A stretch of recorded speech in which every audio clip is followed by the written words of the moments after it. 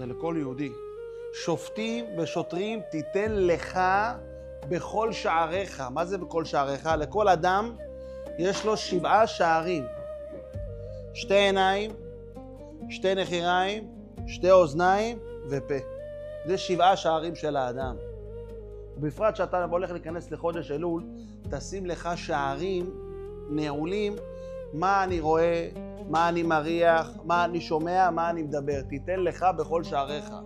כי הכל למעשה מתחיל מה שהאדם רואה, ככה אחר כך הלב חומד, ואז מתחיל כל הבעיות. אבל אם אדם יודע לשמור על עצמו, לשים לו שערים, לשים לו גדרות, אני לא רוצה לראות דברים לא טובים, אני לא רוצה לשמוע דיבורים, אני לא רוצה לדבר, לא רוצה לאכול דברים אסורים, בפרט שאני בא לפני יום הכיפורים, לפני חודש אלול הבא עלינו טובה, לדעת שאני עושה שערים לפני הקדוש ברוך הוא. תיתן לך בכל שעריך.